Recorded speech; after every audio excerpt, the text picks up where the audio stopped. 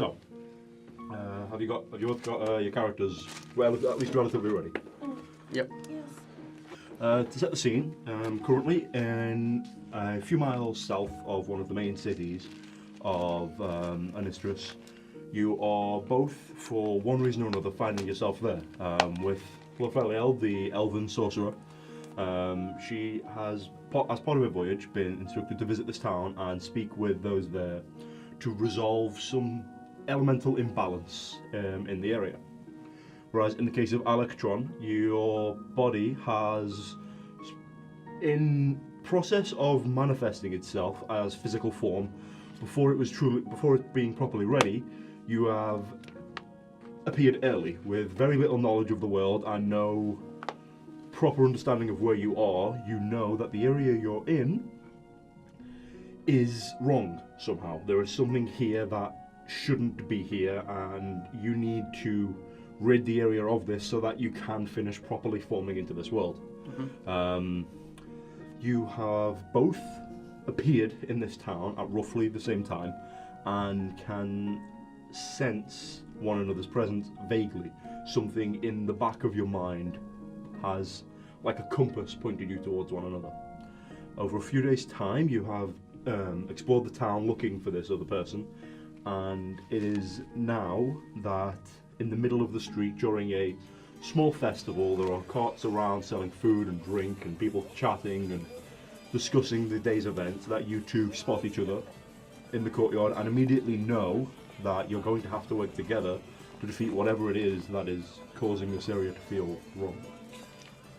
So do you guys head to out the north, is it? west? West. Yeah, about half an hour's walk west, you've been told. I was heading east. I just kind of this way. Okay, so you two begin making your way out. As you get towards the edges of the city, you're stopped by what looks like one of the guards, as far as you can tell. He's wearing a heavy brass plate mail. He's got a large spear and tower shield. You can't really make out features under the helmet, but you can tell he's masculine just based on the form and the thick ginger beard coming out under the helmet. As you approach, he looks you both over and goes, "Halt! There's been strange sightings out this way. If you're going out, make sure you're prepared. If you believe you can handle it, then I'll let you pass. But no, if you do die, we will take what's on your corpse." And he steps aside and lets you through. What information do they have to give about what they've seen? Could just roll for that. Roll persuasion to see if he can tell you. D20? Yeah, D20 and you haven't done the numbers on that yet. -2 because your charisma's quite low. 16. So 14 total. That's actually still pretty good. As you ask him any specifics, he says, "Well, I've not been out there myself, but our scoutmaster came back a couple hours ago. He told us that there's coming out of one of the recently formed caves, these creatures that seem to be made of water, sort of just rolling across the land, attacking anything they see. They've killed 3 caravans so far. They even took out a small goblin encampment nearby. So we're not quite sure why they're here or what they want, but all we know is they're causing trouble. They've killed a lot of people trying to get in and out of the town." Further along the path, you see it leads towards a large open cave entrance, and from inside you can hear the faint sounds of dripping and rushing water.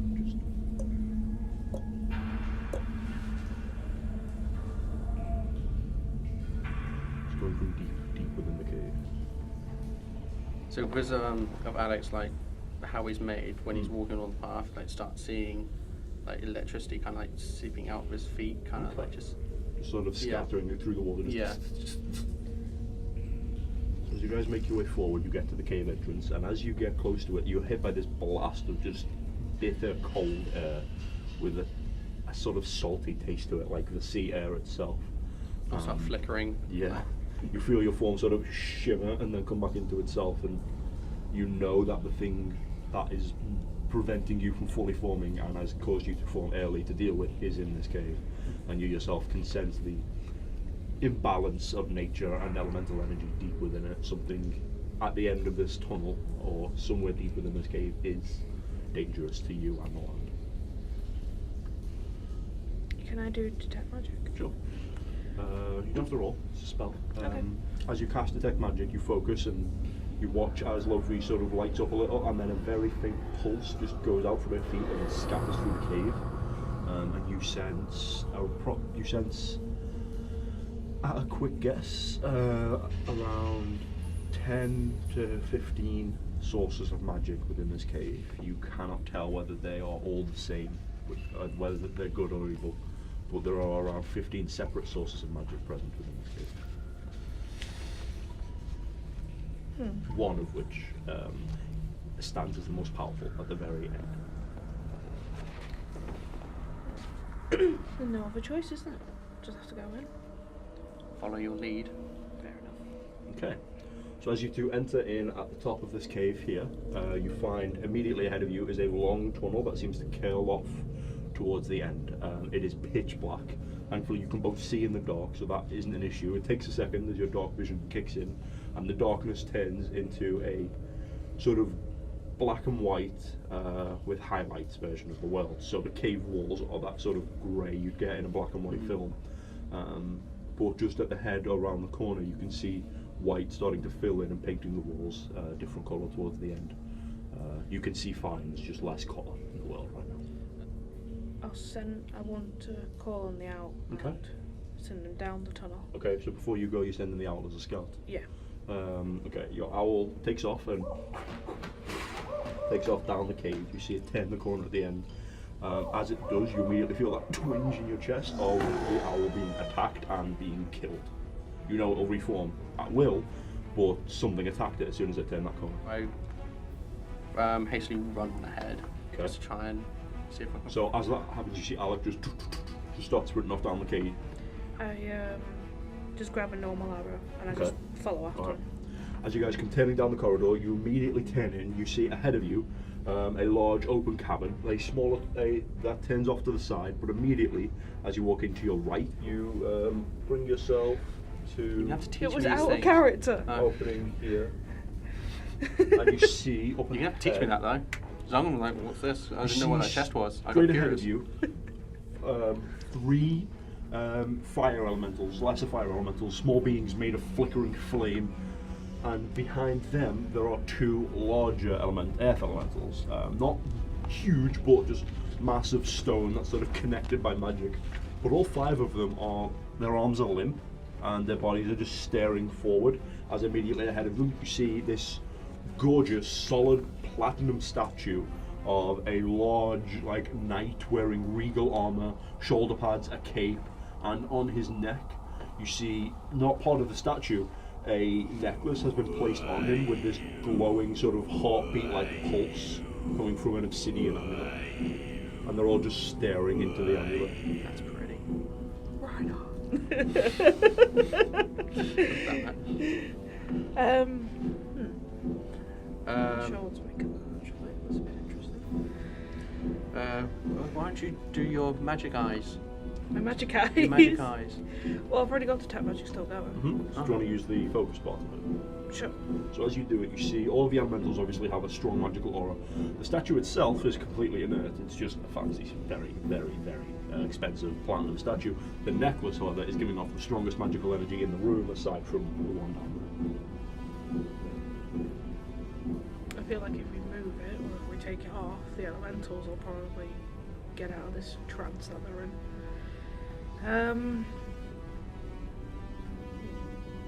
So do you suggest that we leave the necklace as is and hope that the elementals stay there? But what happens if someone else comes in? If someone else comes in and tries to take it, they'll probably release all of them. Yeah. So I think maybe, as well as I think we dealt with the last elementals reasonably well. I think if we get rid of the problem. What is it, in its fire and entirety- earth? Yep. 3 fire, 2 earth. If we get rid of the whole problem in its entirety now, it will save people in the future. Roll an Arcana check for me, though. As someone from nature you'd know of elementals, just to see if you know what these individual ones are weak to. 20. 20 total? Yes. You know that the fire elementals would be weak to ice or water damage, and that the earth elementals would be weak to thunder damage. Because the magic holding them together is relatively brittle. What? I forgot about that spell. So, Oh. what do you want to do? Oh, I kind of want to do that spell. Okay, you got a plan? If you want to attack them before they notice you, that is an immediate surprise round. Combat would have to be after that, so you get a free attack. Yeah, actually. Can I do twin spell? Okay. So What is that? 2 you earth. get two earth, yeah. I'll do twin spell with lightning arrow. Lightning arrow. That's lightning damage. Oh no, not that damage. Sorry, shatter. Wrong one. Thunder. Shatter. Yeah, that's thunder. Yeah. That's also an area of effect. You The have earth to- elementals are on the outside and the fire elementals are in between them, so I step back. I step you back. can take a step back, you knock 2 arrows, you focus, you use I think both your only 2 level 2 slots, right? You have I think 2 level 2s a day. Okay. The arrows both shimmer and you watch as this, you know, like the distorted air effect of very heavy sound that you get in the games and stuff and stuff, like that sort of wraps around the arrows and their form starts to shake as you release both. Is that roll to hit or they roll to escape? It's a fail and a success. Okay, so what's the save? Con saving throw, okay. So as these 2 arrows fire out, they both just plant in the back of the earth elementals and then explode with thunderous noise, just crashing. Like your thunder wave, but a more enhanced version of it that you can fire somewhere. It just crashes out from their form. What's your spell save DC? Spell save DC is 14. Okay, 14. So the Earth Elemental 1 fails, Earth Elemental 2 succeeds. Damn it. So the first one takes full damage, the second one takes half damage. But because they're weak to thunder, the first one takes double damage, and the second one takes full damage. Okay. And then the Fire Elementals, success, fail, fail. Okay, so roll your, how much is it? 3d8. Okay, roll 3d8. Roll it twice actually, because the arrows are separate. 6, 7, and 3. Okay, so that's 16. So as I'll do that one first. So is that for the one on the left or the one on the right? Let's say. Which one failed? The on the right. Where are they positioned? So this one or this one? The one directly in front of us. The one that succeeded. That one succeeded. That one failed. Oh, do the fail one first. Okay. So Yeah. there's one here, Yeah, and one here. Yeah. and then one here, And then the rest are all where's- fire elementals. Yeah. Yeah. And then where's the bottom? That one's Yep. Okay. So as it spawns into this one, the first blast just bursts out of it. Its rock form explodes, sending rocks flying in every direction. This fire elemental also is snuffed out by the blast as the rocks fly through it, and molten rock just covers this wall, just like cracking it all over as the huge chunks of earth go through the fire elemental and start to melt on the way through. This fire elemental takes a massive beating, its form flickering and flinching down, but still holding to life. As the second shatter goes off. 8, 8, and 7. 23 points of damage, okay. As that crashes into the second earth elemental, its form shakes and cracks, the rocks cracking all over it. Its form just starts to droop as it looks like it's got maybe this tiniest scrap of life left in it. However, the blast does snuff out the other 2 fire elementals that were barely holding on to life after the first shockwave, leaving you Just with like just ducking. Just like one earth trying to elemental avoid. barely holding on to life. I just duck, just like and curl up, Immediately just after like that- shrapnel rock just kind of just goes everywhere. After all that ends, you look up and you watch everything but one earth elemental has just scattered, crashing into the area. Is there anything you want to do immediately to the one that's left standing? big First I fan. look at you in absolute terror. Just like, what is this person? Sorcerer's in? man. Yeah. Can I use firebolt Yeah. on the last thing? Just Sure. all 3 firebolts directly on that. All right, cool. So roll your 1d20 plus 5. Where's my d20? How's it gone? Oh, there it is. Hey. Shann was that again. D20 and what? Plus 5 for your spell attack. Oh, That's No. it fell against your figure. It fell Roll against again. your figure. So 12 total. That is the Earth Elemental's armor class, so that's good. So that they all 3 slam into it. So roll your 3d, I think 3d6. I want to say. D6 little dice. A small die. Might be a d4, but let's call it a d6. So 6, 12, 17. That'll do it. As the Earth Elemental starts to turn to retaliate, the 3 firebolts slam into its weak point where the magic holds it together, right in the throat and then either of the shoulder sockets. The fire slams in and blasts across it, and you watch as its form just and the rocks just fall to the ground as a rock formation, just collecting and the amulet is now free of any threats around it, draping the neck of this gorgeous platinum statue. Nice. I should. Thank you. I didn't know I could do that.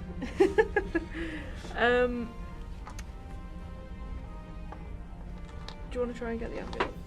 I was about to ask you. Well, you've got that detect magic still going. Mhm. But if you get closer to it, would you be able The to statue's nothing. Yeah, like, the I did amulet before. is magical. The amulet Yes. is magical. if you get closer, would you be able to figure out more? Or Do you have the Uh, identify spell? No, I don't. Then- No, I don't have identify spell. can I roll perception on it? You can both roll perception, yeah, to see if you can figure it out based on. Wouldn't it understanding. be? Can I not do a? Okay, do investigation actually, yeah. I was gonna say because I've got. Both of you do Well, investigation. I've got a first page. history.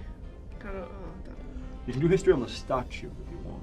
Maybe that would could give you an idea of what the amulet is. Yeah, I'll do if you history know on who the statue. statue, the Yeah, statue is. I'll do history on statue. Okay, so 'cause you I'm roll proficient. in investigation.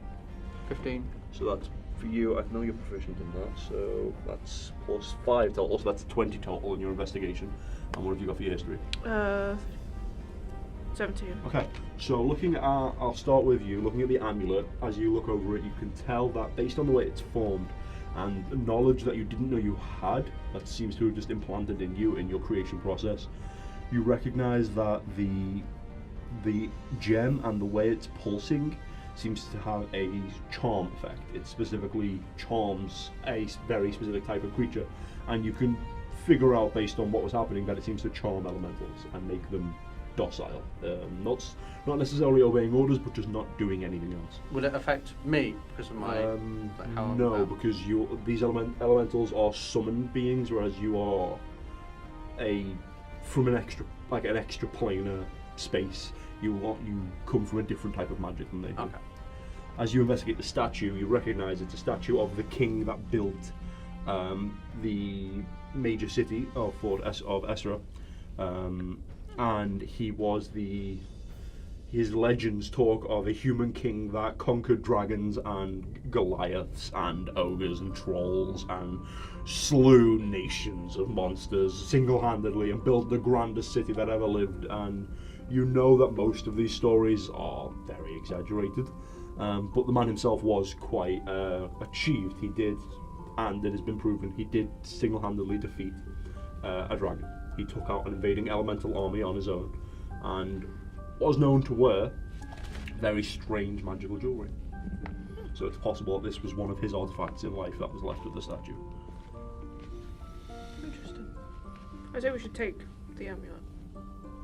Yeah. Yes. I don't think it's going to be doing much help here now. No. There's no other elementals for it to stop. Do you want to take it then? Sure. Because I'll you take found it. out what it was, did you? So. Yeah, I'll take it. So as you reach up and you take the amulet, you now have one amulet. Again. Works. Just trying to draw like a necklace kind of thing. Yeah, that There we works. go. Yeah, it's now you have this amulet of a sort of like brass pendant with an obsidian gem in the middle that beats sort of like a heartbeat. Okay. Are you putting it on or just keep it holding it? I have to put on. I don't have any bags or Okay. anything. I just So have. put the I amulet literally on. just have my cloak. Which leaves you with, now you have this area here and this area down here. So you've cleared out this now. You see just down off the corner actually, but with now after you've defeated that and you look around, you see just to the side of you now a wooden chest. There's a chain sort of hanging off the edge of it where it seems to have been locked. Metal sort of bars around the edge and climbing over the roof of it, holding it in place.